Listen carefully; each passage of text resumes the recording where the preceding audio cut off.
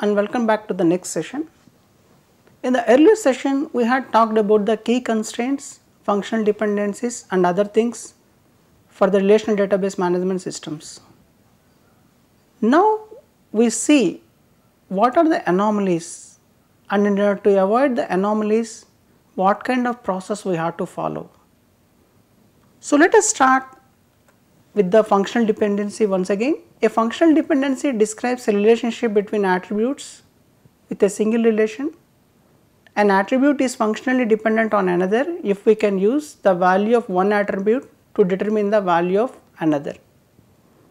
So these functional dependencies we can understand with the help of an example.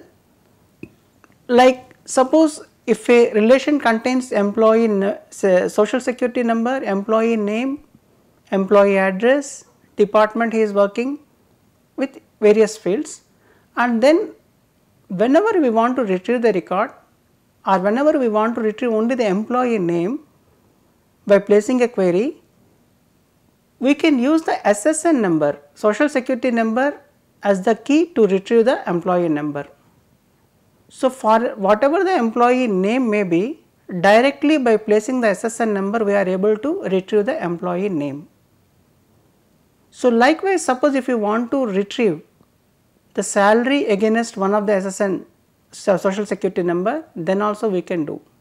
So within the relation some of the fields are functionally dependent on the other field. So this functional dependency can be represented as x forward arrow y, that is nothing but x functionally determines y. In the above example I can say SSN functionally determines the employee name. Likewise we have several examples over here, like student ID functionally determines student major, student ID, course number, semester combinedly functionally determines the grade. Likewise you have given several examples over here. Then let us see the anomalies in the database management system. Once the design of the conceptual schema using the entity relationship diagram has been converted into relations, we may find that some relations are not properly specified. There can be number of anomalies. Like you had designed the blueprint or else the conceptual schema using the entity relationship diagram. If it is been converted to the relations, within the relations you could have identified the keys also, like which is the primary key, which is the foreign key and the other keys. So along with that direct conversion you will be getting only the unnormalized tables, not the complete proper database. However, it may suffer with certain anomalies. There are three types of anomalies we can observe for these unnormalized tables, and it requires a kind of process called as the normalization in order to prepare it for the final. So there are three types of anomalies that one can identify. One is the insertion anomaly, second is the update anomaly, third is the deletion anomaly. First one is the insertion anomaly. Insertion anomaly, let us observe a simple example. Suppose if a company stores the employee details in a table named employee that has 4 attributes: employee ID, employee name, employee address, employee department, and whenever you want to, and this is the unnormalized table we are getting. You can see over here Rahul is the employee name with employee ID 101 and it is being repeated twice. Why? Because Rahul is working in 2 different departments. He is working in 2 different departments, department 1 and department 2. So that is the reason why we had given the database is given as created 2 different records for Rahul. So likewise here Ganeshan also, he is working in 2 different departments, D900 and D904 in Chennai. Why this particular two values came? Because in the same row we can't store two different employee departments. EMP department can't be stored twice. Why? It should have atomic values in the columns. So that is the reason it is being splitted into two records and is being stored. Let us watch what are the anomalies that it causes. Like we had seen, three anomalies are there. One is insertion anomaly, update anomaly and the deletion anomaly. We can see here the insertion anomaly. Suppose if a new employee joins the company who is under training and currently not assigned to any department, then we would not be able to insert the data into the table if employee department field does not allow nulls. So let us take the case of this table wherein which a trainee joined and EMP ID has been generated, however the department is not been specified. So it is left blank. So this kind of anomaly, this is suffering with non-information in the field called as employee department against the trainee. So this kind of anomaly is called as the insertion anomaly. Then comes the update anomaly. In the table we have two rows for employee Rahul, as he belongs to two departments of the company. If we want to update the address of Rahul, then we have to update it twice. Why? Because two different records are being stored against two departments of the same person. So once we change the address in the first record, obviously it does not reflect in the second record. We have to manually change in the first as well as the second record. There is no relationship between the first record and the second record. So here exists the update anomaly. Likewise, you have the deletion anomaly also.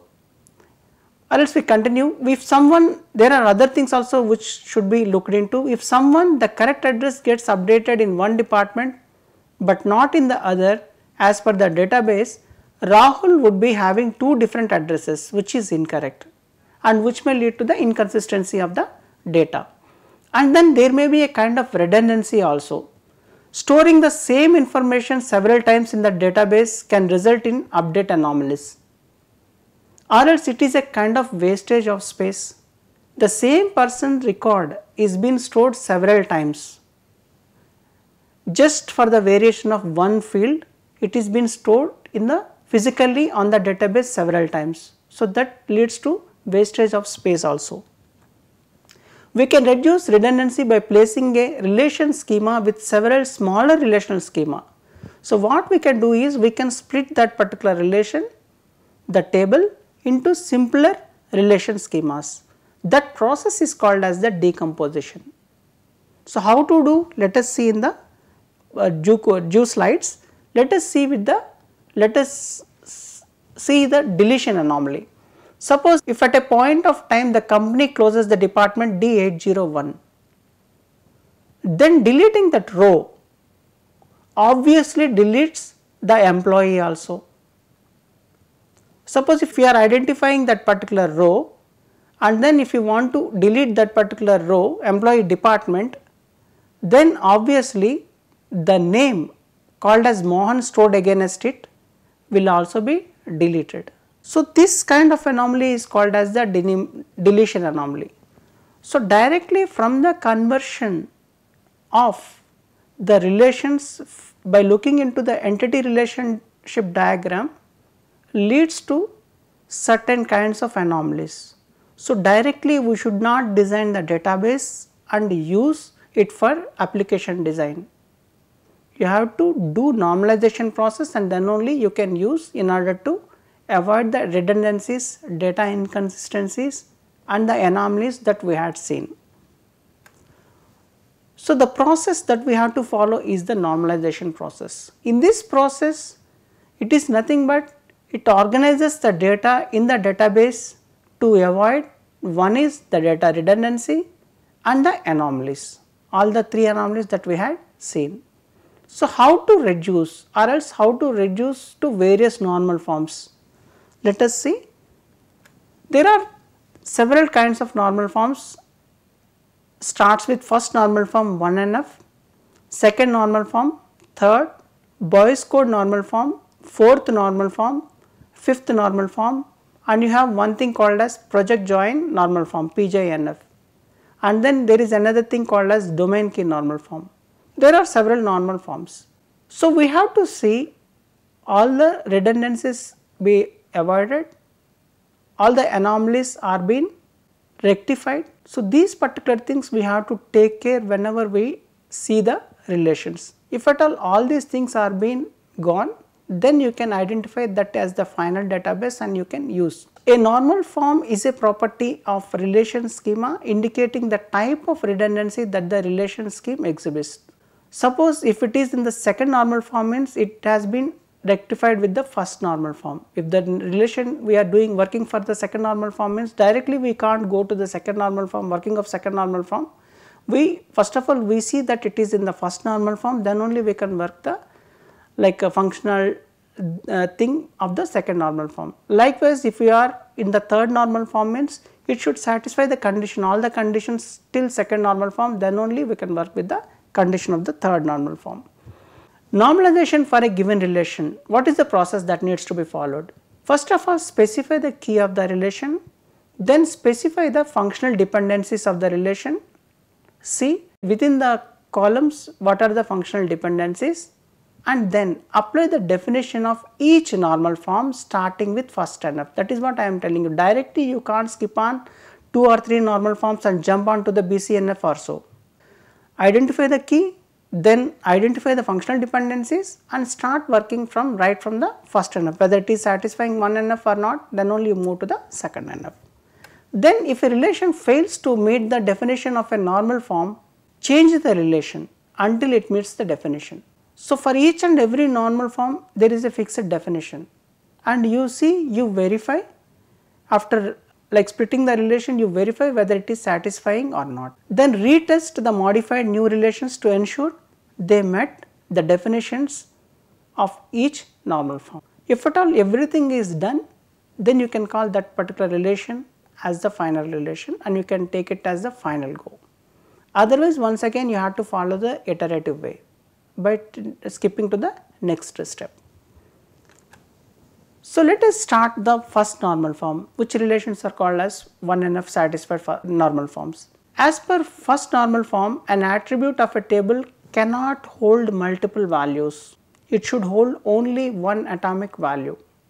All values of a given attribute must be of the same type. So the data type here plays the prominent role. Whatever the column is meant for, only that data needs to be stored. Each attribute name must be unique. The order of attributes is insignificant. Where the e name is appearing, where the e number is appearing, where the address column is appearing, that is irrelevant and it is insignificant. And then no two tuples in a relation can be identical, as we had told earlier also. The order of the tuples also is insignificant. The order of rows is insignificant. The order of columns is also insignificant. The only thing we have to see is each and every column should contain atomic value, a single value of the same type. So let us see an example over here. Suppose a company wants to store the names and contact details of its employees. It creates a table that looks like the one we are seeing here: employee number, employee name, address and then phone number. Here for some of the records like Jairam, employee name with Jairam, he is storing 2, it is allowing to store 2 phone numbers under the same column, under the same record. So it does not happen. So by looking into this, you can identify that it is suffering with some sort of anomaly. So it is suffering with some sort of first normal form. So the first normal form says that the column, every column in the table should have one atomic value of the same type. However, it is storing 2 different values under the same record. So here you have to split out this and you have to work in the fashion that is shown in the next slide.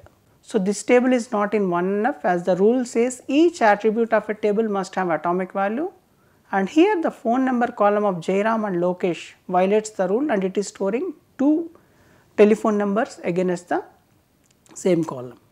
So, here we had split it to employee number, and wherever it is storing 2 different values under the same column, we had split it to 2 records, one record with one number and the other record with the other number. So, here you can see with each and every record, it is having an independent value of the same type stored against each and every column. So, now that particular first normal form is being satisfied.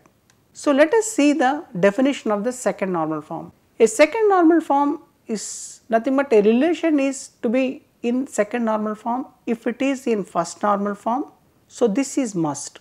Whatever the relation that we check for, we check from right from the start, that is right from the first normal form. So, whenever we are looking for the second normal form, first of all it should satisfy the first normal form norm, that is the atomic value normal form, and then only we can go ahead.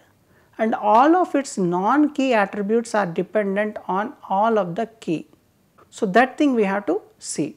Or else another way also is there to say the same action, that is a relation is in second normal form if it is free from partial key dependencies. So, this partial key is nothing but the key which does not have any prominence. These relations that have a single attribute for a key are automatically in 2NF. This is one reason why we often use artificial identifiers as keys. Let us see over here, one relation called as stocks is there. It is having the columns or attributes company, symbol, headquarters, date and then close price. This relation is not in 2NF. Why? We have to watch the functional dependencies. Let us see what functional dependencies are there. In order to start the normalization process, we have to functional dependencies in place. Here first functional dependency is saying that symbol and date functionally determines the company, headquarters and the close price. And then there is another functional dependency called as symbol.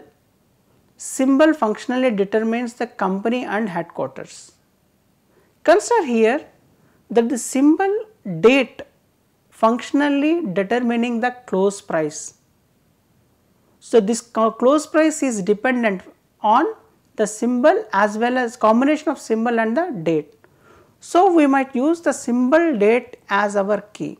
However, we also see that symbol directly, symbol is functionally determining the headquarters also. You can see over here, symbol functionally determines the headquarters also, or else symbol and then the date are determining the value of that particular close price of the stock of that particular date, the company's value.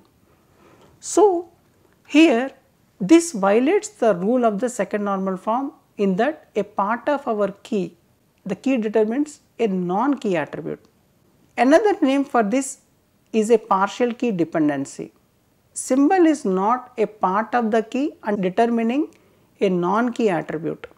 And also consider the insertion deletion anomalies also. So, this insertion anomaly is present over here as well as the deletion anomaly is also present over here. So, this particular relation is suffering with second normal form. Here each and every row is having a atomic value. So, there it is not suffering with the first normal form, it is in the first normal form and we are trying to do proper thing for the second normal form. So, the solution is that split this up into two different relations, one as the company and the second relation as the stock prices. So, the complete stocks relations we broke down that relation to two relations, one is company and other is the stock prices.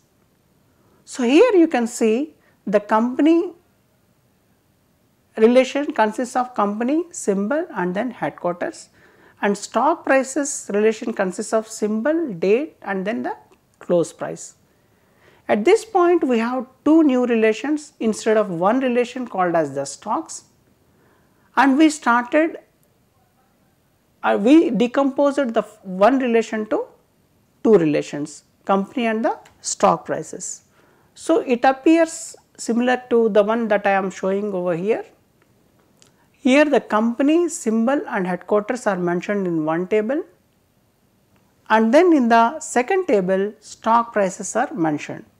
Here you can see the functional dependency 1, symbol determines, this symbol functionally determines the company and headquarters.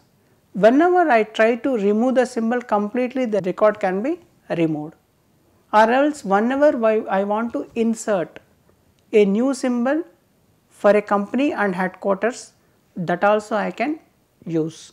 So, it is not suffering with the insertion anomaly and it is not suffering with the deletion anomaly also. So, let us talk about this particular relation. Here functional dependency like symbol comma date functionally determines the close price. So, for that particular date, the stock price can be whatever the close price of the stock can be identified.